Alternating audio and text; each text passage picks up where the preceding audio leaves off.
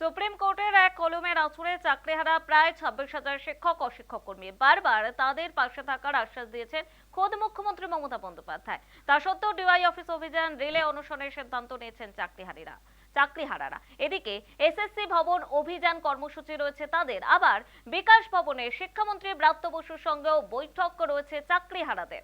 ক্রমশ বাড়ছে চাকরিহারাদের আন্দোলনের ঝাঁজ। শুক্রবার এসএসসি ভবন অভিযান চাকরিহারাদের। করুণাময়ী থেকে শুরু মিছিল, সময় যত এগোচ্ছে অশান্তির আশঙ্কায় ততই বাড়ছে এসএসসি ভবনের নিরাপত্তা। এ বিষয়ে জানবো, টেলিফোন লাইনে রয়েছে আমাদের প্রতিনিধি সৌভিক সান্যাল। সৌভিক, একদিকে এসএসসি ভবনের অভিযান, তার পাশাপাশি বিকাশ ভবনের শিক্ষামন্ত্রী ব্রাত্য বসুর সঙ্গে বৈঠক, ঠিক কি কি বিষয়ে আলোচনা হতে পারে এবং চাকরিহারাদের কি দাবি থাকছে, আর এসএসসি ভবনের নিরাপত্তাও কতটা আঁটোসাঁটো করা হচ্ছে? তোমায় জানিয়ে রাখি, করুণাময় থেকে আজকে মিছিল শুরু হবে। যত এগোচ্ছে তত অশান্তির যে আশঙ্কায় ততই কিন্তু বাড়ছে এসএসসি ভবনের নিরাপত্তা। পুলিশে 6 লাখ হয়েছে গোটা এলাকা, গার্ডওয়েল দিয়ে কিন্তু ঘিরে ফেলা হয়েছে এসএসসি ভবনের আশপাশ। এবং এদিকে আজ আবার বিকাশ ভবনের চাকরিহারাদের সঙ্গে বৈঠক রয়েছে। ওই বৈঠকে থাকবেন শিক্ষামন্ত্রী ব্রাত্য বসু, এমনটাই কিন্তু সূত্র মারফত খবর। পাশাপাশি থাকবেন এসএসসি চেয়ারম্যান সিদ্ধার্থ মজুমদার। চাকরিহারাদের 7 থেকে 8 জন প্রতিনিধি থাকার কথা রয়েছে। আদৌ বৈঠকে যোগ দেবেন কিনা চাকরিহারা, সেখানেই এখন দেখার বিষয়। তবে কি বার্তা দেবেন শিক্ষামন্ত্রী, সেই দিকে কিন্তু সবার নজর থাকবে। পাশাপাশি তোমার মনে রাখি যে আজকে করুণাময়ী থেকে পূর্ব ঘোষিত অনুযায়ী করুণাময়ী থেকে এসএসসি ভবন পর্যন্ত যে মিছিল রয়েছে সেই মিছিলে কিন্তু চাকরিহারা থাকবেন এবং ইতিমধ্যেই জমায়েত করা শুরু হয়েছে করুণাময়ী থেকে।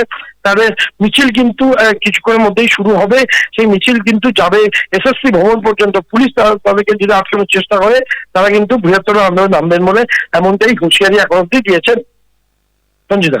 সৌভিক, যে বিষয়টি জানতে চাইবো, তাদের মূলত ঠিক স্পষ্ট কি দাবি থাকছে?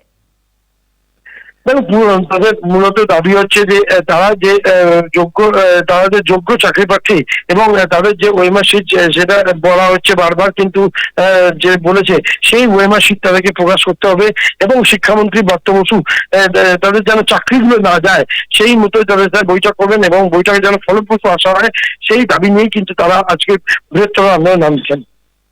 একেবারেই অনেক ধন্যবাদ সৌভিক। এতক্ষণ আমাদের সঙ্গে টেলিফোন লাইনে ছিলেন আমাদের প্রতিনিধি সৌভিক সান্যাল। একদিকে এসএসসি ভবনের অভিযান, আর সেই অভিযান ঘিরে পুলিশের নিরাপত্তা আঁটোসাঁটো করা হয়েছে, ঠিক তার পাশাপাশি বিকাশ ভবনেও চাকরিহারাদের সঙ্গে বৈঠক রয়েছে। বৈঠকে শিক্ষামন্ত্রী ব্রাত্য বসু এবং এসএসসি চেয়ারম্যান সিদ্ধার্থ মজুমদারের উপস্থিত থাকার কথা রয়েছে। আদৌ বৈঠকে যোগ দেবেন কিনা চাকরিহারারা, সেই প্রশ্নও কিন্তু উঠছে। তবে ঠিক কি বার্তা দেন শিক্ষামন্ত্রী, সেদিকেই নজর সকলের। মানে আপনাদের যে বিষয়টা আমি বলতে চাই, নিজে বোকার মতো থাপ্পড় মেরে দিলেন।